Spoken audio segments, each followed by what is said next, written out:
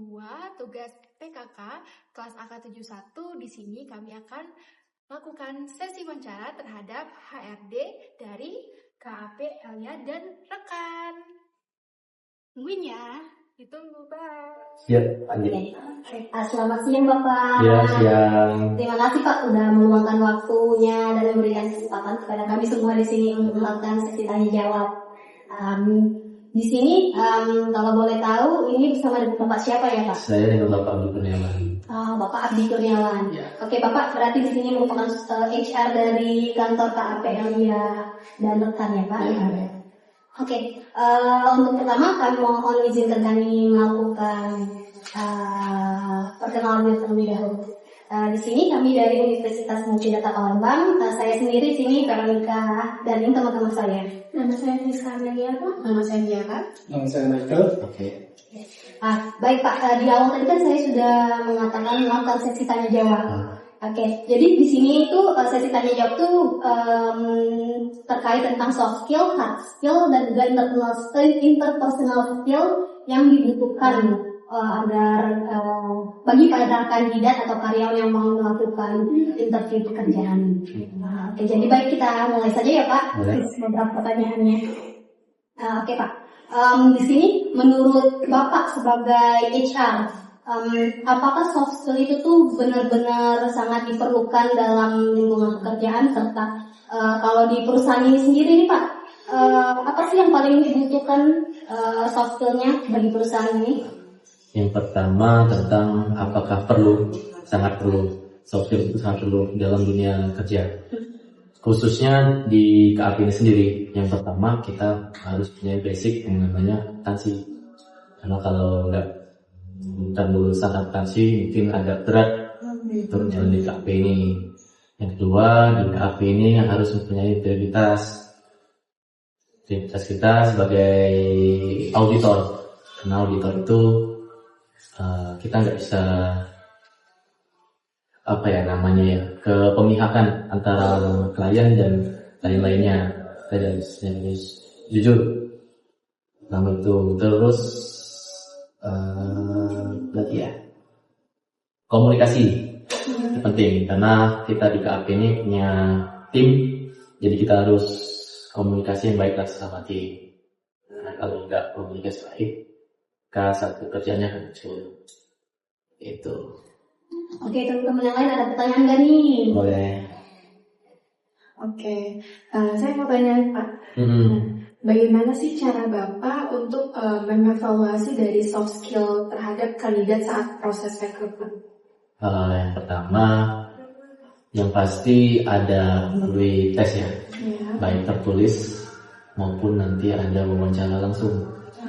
Oke. Kita lihat dulu tertulisnya, kebanyakan sih pengetahuan dasar umumnya terhadap akuntansi. Kira-kira kalau mereka cukup baik, itu lanjut ke proses wawancara. Dari situ sebenarnya yang pentingnya itu lebih ke wawancara sih. Bagaimana pengalaman kerja mereka, bagaimana mereka dulu di tempat kuliahnya, apalagi yang fresh graduate, ikut himpunan mahasiswa gitu, itu perlu aktif. Berarti itu jadi poin lebihnya Pak ya? Poin lebihnya sebenarnya. Izin Pak, saya ingin tanya juga. Menurut Bapak, KAP ini menyediakan pelatihan soft skill bagi karyawan-karyawan? Pastinya, karena akuntansi ini dia global, nggak kayak di perusahaan. Misalkan kalian di perusahaan itu cuman akuntansi nih. Akuntansi nggak seluruhnya kalian mencatat. Kalau di perusahaan untuk kas, bank, karena untuk piutang, persediaan aset itu sudah beda lagi. Tapi kalau kita di KAP ini memang seluruh akun jadi kita catat. Nah, yang satu.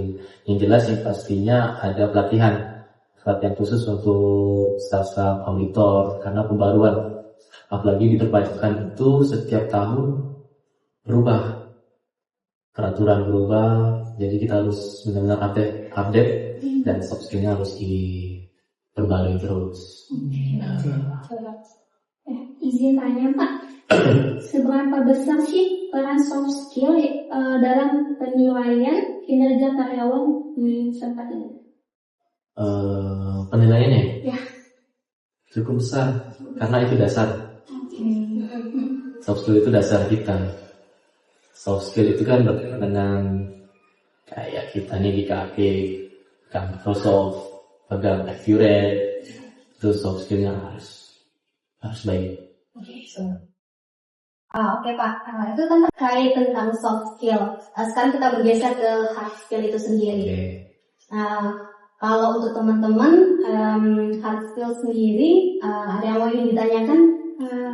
Saya ingin tanya Pak, untuk hard skill itu apa saja sih yang umumnya menjadi fokus utama dalam proses rekrutmen Pak? Hard skill itu hampir sama lah soft skillnya, cuman lebih di lapangan ya. Pertama yang pasti harus paham dengan akuntansi. Mungkin kayak kita langsung ketemu sama klien. Ini kan kita langsung berhadapan, jadinya kita harus paham nih apa yang benar-benar jadi pusat perhatian kita terhadap klien dengan akun-akun yang mungkin terdapat curigaan terhadap satu akun. Karena kita auditor tuh memang harus punya skeptis. Kita harus punya skeptis. Oke Pak, kalau misalkan nih Pak, bagaimana sih Bapak sebagai HR itu sendiri memastikan kalau hard skill yang dimiliki kandidat itu sesuai dengan kebutuhan perusahaan? Kan kata Bapak tadi di awal, kalau melakukan pada saat melakukan wawancara itu diuji tes tertulis maupun ini. Oke Pak, kalau misalkan nih pada saat wawancara para kandidat nih hanya mengatakan kalau dia bisa melakukan beberapa hard skill seperti Microsoft Office ataupun ia dapat mengenal suatu kasus, itu bakal ditanya lebih lanjut ya Pak? Atau bakal dites benar-benar dites penggunaan soft skill itu sendiri? Kalau dirasa perlu, kalau kita ragu nih dengan apa yang mereka ucapkan, apa ini wajib. Iya, minimal dasar lah. Lalu apakah perusahaan menuntut karyawan untuk terus meningkatkan hard skill mereka secara berkala atau secara terus-menerus Pak? Oh ya, kalau itu sangat penting karena kita di sini kan yang jelas ingin terus meningkatkan kualitas kita ya, standar kerja kita, karena audit ini bisa dipandang sebelah mata. Karena kerjanya yang benar-benar detail, integritasnya tinggi, harus asetisan, harus wajib ya Pak. Apa tantangan terbesar Bapak sebagai HRD terkait hard skill saat ini? Untuk saat ini mungkin pada saat mungkin kayak gini ya. Saya lulusan tahun jauh dengan fresh graduate. Jadi nggak bisa disamain karena di audit atau akuntansi ini terus berubah, peraturan terus berubah, jadi kita memang harus benar-benar siap. Jadi menurut saya ada kesenjangan antara teori pada saat kuliah sama dengan praktik pada saat kerja. Mungkin situ tantangannya ya. Saya terus memang benar-benar kita ini harus upgrade ilmu, pengetahuan kita, upgrade skill kita di audit ini. Mungkin itu tantangan yang musim. Ya. Baik Pak, lanjut ke interpersonal skill ya Pak. Menurut Bapak, mengapa sih interpersonal skill itu tuh dianggap sangat penting bagi karyawan itu sendiri? Pertama di audit ini kita langsung berhubungan sama klien langsung ya. Jadi kita satu auditor itu bisa pegang banyak PT, itu kita harus temuin langsung ke klien yang terkait masalahnya. Nah, jadi di sini memang harus dituntut untuk personal skill. Pertama, kinerja tim itu bagaimana. Seperti saya bilang di awal, terus komunikasinya dalam penyelesaian masalah terkait laporan keuangan atau temuan-temuan yang ditemukan di lapangan. Menurut saya sih untuk personal skill ini sangat penting. Lanjut, bagaimana sih Bapak menilai interpersonal skills seorang kandidat sendiri? Kalau personal skill ini lebih di wawancara ya, karena kita tahu bagaimana cara dia, language dia dalam ngomong. Gak asal ngomong ke klien, karena kan kita di sini klien itu juga sumber pendapatan bagi kita. Jadi kita nggak bisa klien langsung, kita harus ada punya etika dan cara, terus etika dalam bekerja, etika sama timnya gimana. Mungkin gitu yang lebih lihat dari personal.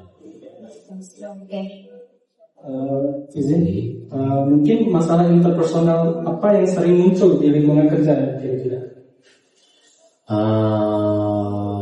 Yang lebih sering muncul mungkin konflik antar tim sendiri, karena mungkin kurang komunikasi.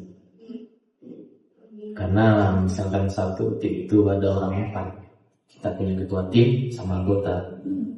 Satu miss, semua miss. Satu miss komunikasi, semuanya bakal miss. Karena akuntansi ini dia terus berhubungan dari tahun-tahun sebelumnya. Terus lanjut. Kalau satu miss akan dia memang harus. Jadi intinya memang komunikasi ya. Komunikasi yang lebih penting, sangat penting dalam tim. Untuk strateginya sendiri, biasanya itu strategi apa yang dilakukan untuk meningkatkan interpersonal skill karyawan? Yang pertama, mungkin kalau kita ngomongin tim ya, lebih sering komunikasi, terus apa lagi ya? Upgrade terus pengetahuan biar nggak jadi beban tim. Kalau kita beban tim namanya ya. Kita harus saling dukung kan sih Pak. Pak, aku ada pertanyaan sedikit. Misalkan nih Pak, ada 2 kandidat. Yang pertama ini tuh lebih komunikasinya lebih baik, tapi untuk dasar-dasar pemahaman akuntansinya kurang.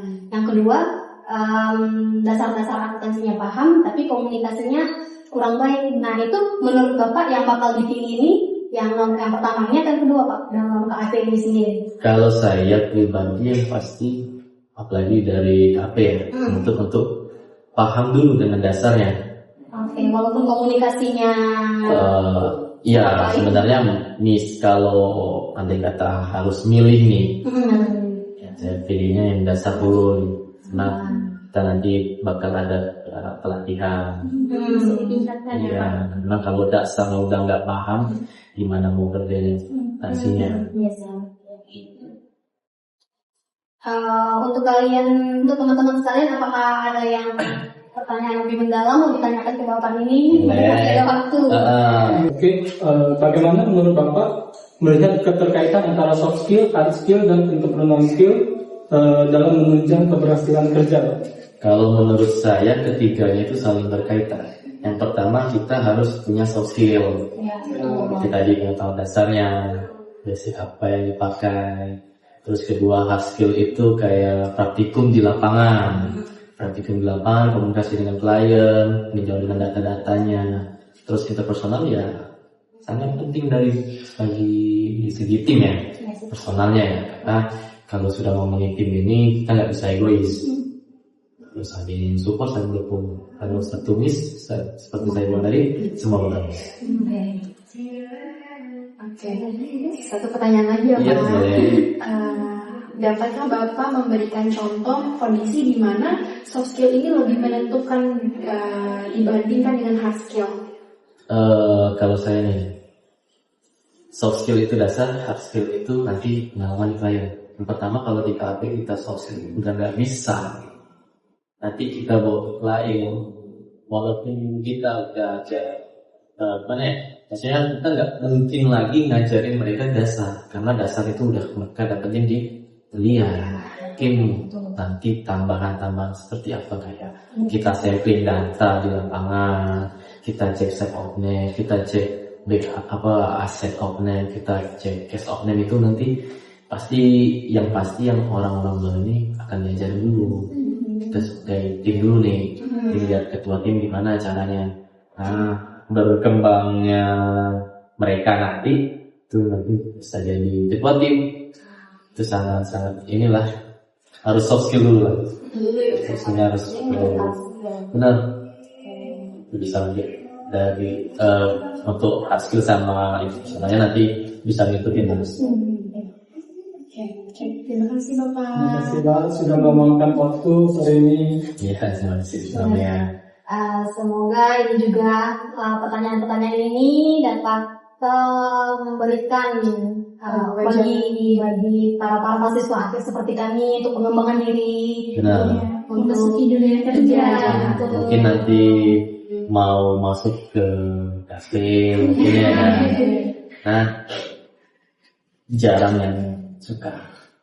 Karena satu kalau mereka udah di satu perusahaan mungkin berat kalau mau di kafe. Tapi kalau kita di kafe ini kita lebih mengenal semua akun-akun apa yang apabila nanti kita mau punya perusahaan sendiri. Iya. Itu kita udah paham. Di sini Pak, pekerjaannya tuh jam waktunya lebih fleksibel ya Pak kalau di KAP sendiri dari dibandingkan perusahaan-perusahaan yang lain. Kalau kita di kafe ini banyak di luar. Banyak di lapangan berarti ya Pak? Ketemu klien Harus. Oke. Kalau di kantor ini cuma kita udah beres kita dapat data-data baru kita olah di kantor. Itu berapa lama Pak untuk kan kalau dari kliennya itu mengolah terus untuk mengolah data itu sendiri untuk jadi hasil itu biasanya berapa lama? Kalau untuk menjadi hasil lamanya 1 bulan. Tapi kalau pengumpulan data itu tergantung dari perusahaan masing-masing.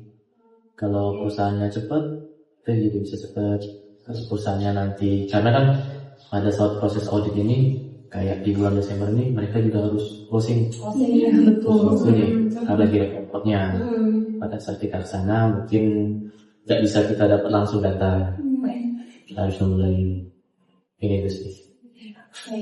Oke, sekian dari hasil wawancara kami Pak. Terima kasih atas sekali lagi terima kasih atas kesempatan dan waktunya. Terima kasih Pak. Guys, sekian sesi wawancara kami terhadap HRD KAP Elsya dan rekan pada hari ini. Maaf jika kami ada salah kata. Terima kasih. Dadah. Come inside of my heart if you're looking for answers. Look at the stars go.